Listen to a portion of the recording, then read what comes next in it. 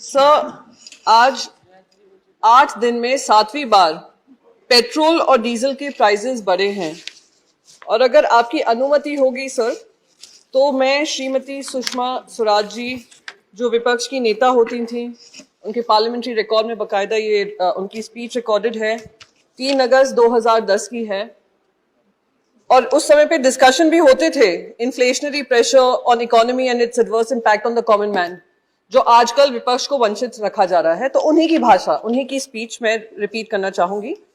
मैं आपके माध्यम से वित्त मंत्री जी से कहना चाहूंगी कि आम आदमी आज जिस परिस्थिति से गुजर रहा है, वर्तमान परिस्थिति को वह जिस शब्द से जानता है और पुकारता है, वो एकमात्र शब्द है, वो है महंगाई। वो अपने दर्द को जिस वाक्य में अभिव्यक्त करता है, वह वाक्य है, मार दिया इस महंगाई ने। आगे वो बोल रही हैं, मुझे ये कहते हुए दुख है कि इस सरकार की हेकड़ी में रत्ती भर भी कमी नहीं आई है। मैं कहना चाहती हूं कि हमने ऐसी संवेदनहीन सरकार नहीं देखी। यह सरकार संवेदनहीन भी है और यह सरकार विश्वासघाती भी है। उन्हीं के शब्दों को अगर हम ये रेफरेंस को दे दीजिएगा। मैं बिल्कुल दे दूंगी सर। अगर उन शब्दों को हम फिर से रिपीट करेंगे 2022 में, और खास करके उस सरकार पे जिसने 2014 से महंगाई की मार की बात की हो, तो ये शब्द फिर से उन पे लागू होते हैं। सर, हमारे वरिष्ठ नेता, शिवसेना के वरिष्ठ नेता श्री अनिल देसाई जी राज्यसभा के मेंबर हैं, और उन्होंने इस बात को उठाया था जब बजट पे डिस्कशन हो रहा था कि जो जनरल इंश्योरेंस इंडस्ट्री है, उनका वेज रिविजन होना था। बाकी सारी इंडस्ट्रीज का हो गया, पीएसयू बैंक्स का हो गया, पब्लिक इंश्योरेंस कंपनीज का हो गया, और इनके वेतन की जब बात आई है, 2012 से जो वेतन है वो अभी तक लगातार वही चल रहे हैं। और इन लोगों ने उस समय पे काम किया है जब कोविड का काल था, फर्स्ट वेव हो, सेकेंड वेव हो, जैसे बैंक एम्प्लॉयज थे वैसे वो भी लगातार काम कर रहे थे, और वो उनकी बस एक ही मांग है कि जो वेज रिविजन है उसको कंक्लूड कर उनको जो सही वेज है वो उनको मिलना चाहिए। मैं आपके माध्यम से सरकार से रिक्वेस्ट करूंगी कि इस पे ध्यान देना बहुत जरूरी है, और इस वेज रिवीजन का जो चर्चा है उसको कंक्लूड करना भी बहुत जरूरी है, और उनके ऊपर जो भार लगा हुआ है, महंगाई की मार है, सब जनता पे है, उन गवर्नमेंट एम्प्लॉयज को ध्यान देना चाहिए sir. Sir, high cost of living की बात हो रही है, इन्फ्लेशनरी प्रेशर है, तो जब जॉबलेसनेस बढ़ती जा रही है तो ये मानना लाजमी होगा कि लोग, जो हमारे देशवासी हैं, जो युवा हैं, वो दूसरे देशों में जाकर रोजगार के माध्यम ढूंढ रहे हैं, और रोजगार के माध्यम ढूंढने के साथ साथ जो हमारा टैलेंट ड्रेन हो रहा है, ब्रेन ड्रेन की हम बात करते हैं, वो लगातार जारी है। मैं आपको एक आंकड़ा देना चाहती हूं, 2018 की एक बैंक रिपोर्ट थी जिसमें कहा था हमारे जो युवा जा रहे हैं, जा ही रहे हैं, पर जो हमारी जो बात की जाती है कि गरीब विरोधी सरकार है, वो अब शायद जो मिलियनेयर्स हैं, जिनके पास सारे व्यवस्थाएं हैं, उसमें से 23,000 Indian millionaires have left the country since 2014। उन्होंने भी इस देश को नो कॉन्फिडेंस दिया है सरकार की वजह से। एक ग्लोबल वेल्थ माइग्रेशन की रिव्यू रिपोर्ट आई है जो कहती है 5,000 millionaires, 2% of the total number of high net worth individuals in India have left the country in 2020 alone.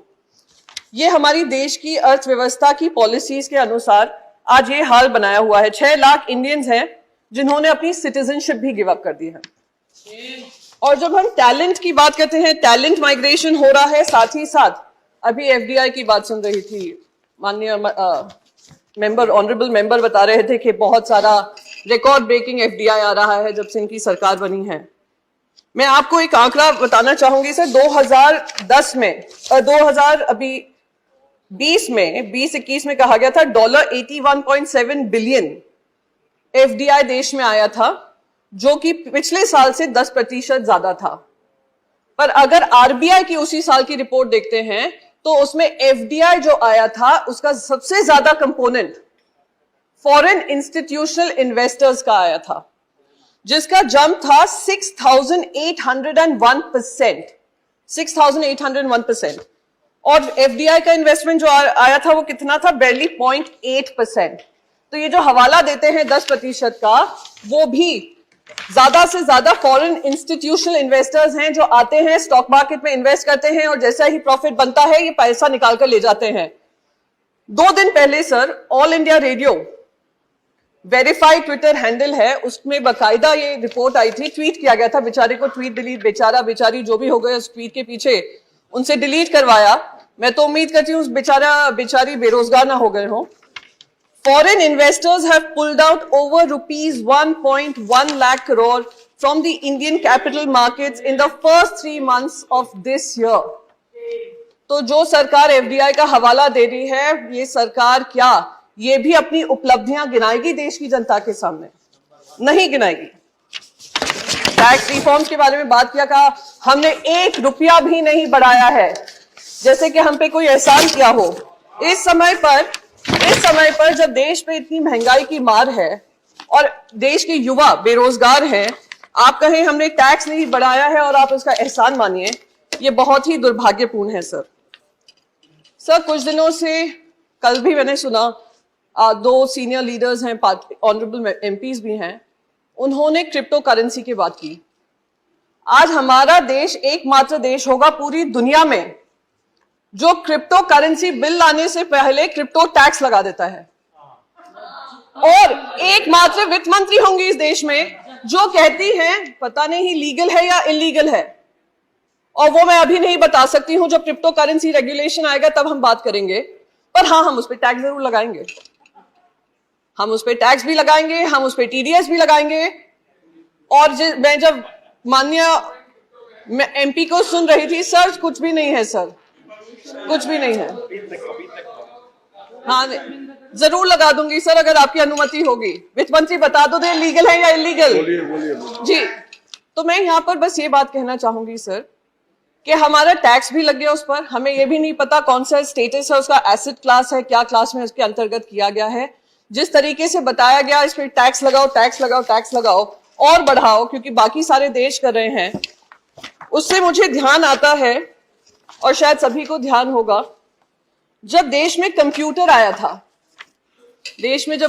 आया था, तो हमारा ये विपक्ष ही था जो बैलगाड़ी लेकर बाहर आकर अपोज कर रहा था, कहा था लाखों युवा बेरोजगार हो जाएंगे, बेरोजगारी चरम सीमा पे बढ़ जाएगी, ये सरकार युवा विरोधी सरकार है।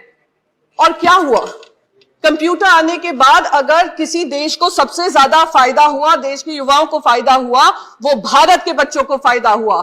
आज हम लोग बड़े बड़े लीडरशिप रोल्स में हैं, दुनिया भर में लीडरशिप रोल्स में हैं, तो उसका फायदा हमारे युवाओं को हुआ। तो बार बार ये कहना कि ये जो है बहुत ही गंदी चीज हो रही है, बहुत ही गलत चीज हो रही है, क्योंकि हमें नहीं समझ में आ रही है तो ये गंदी ही होगी। ये बिल्कुल मुझे वो बात याद आती है कि बच्चों से कहा जाता है बचपन से ही, और हमारे भारत में ये विशेष करके होता है, तुम अगर इंजीनियर बनोगे, डॉक्टर बनोगे या आप चार्टर्ड अकाउंटेंट बनोगे, वही करियर होते हैं, बाकी सारे करियर गलत होते हैं। और अगर वो करियर गलत है, कोई और कुछ चूज करना चाह रहे हैं, तो उनको रोक जाने की कोशिश की जाती है। अगर रोकते नहीं है तो कहते हैं हम घर के बाहर निकाल देंगे। तो ये बिल्कुल वही हालत हो रही है क्रिप्टो के साथ, क्योंकि हम नहीं समझ पा रहे हैं कि क्या है, उसके मंशा क्या है, इंटेंशन क्या है, एम्प्लॉयमेंट जनरेशन की कैपेसिटी क्या है, एनेबलिंग इकोसिस्टम बनने की जरूरत क्या है, वेब 3.0 क्या है। तो इसलिए हम उसको टैक्स भी करेंगे और हम उसका क्रिप्टो रेगुलेशन भी नहीं निकालेंगे।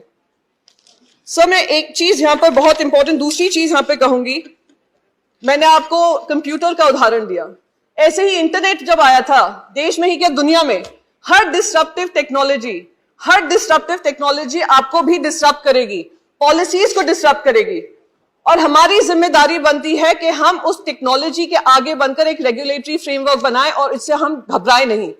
आज जब इंटरनेट आया, सबसे ज्यादा अगर फायदा हुआ तो हमारे ही देशवासियों को हुआ, पर दुख इस बात का होता है क्योंकि हम उनके लिए एक इनेबलिंग इकोसिस्टम नहीं बना पाए, उस वजह से वो दूसरे देशों में जाकर, आज आप कैलिफोर्निया देख लीजिए, यूनाइटेड स्टेट्स देख लीजिए, यूरोप देख लीजिए, जो बड़ी मल्टीनेशनल्स हैं, टेक्नोलॉजी रिलेटेड कंपनीज हैं, उसको हेड हमारे इंडियंस ही करते हैं। तो आज वही टैलेंट अगर हमारे देश में ऐसी कंपनीज बनाता तो क्या हमारे देश को फायदा नहीं होता? Sir I will just conclude with just one last bit कि sir we are living in the world of web 3.0। Either we choose to bite the bullet or we dodge the bullet. If we bite the bullet, we will be able to create an enabling ecosystem for our youth and empowering them and empowering the economy. If we choose to dodge the bullet, we can continue to feel great that Indians are doing well abroad. Thank you. And we can conclude, sir, just one last second, sir. We can continue to take pride in that reflected glory, but at the cost of empowering our own nation. So I would request the Finance Minister to think about it. And thank you so much, sir. With these words, I conclude my speech.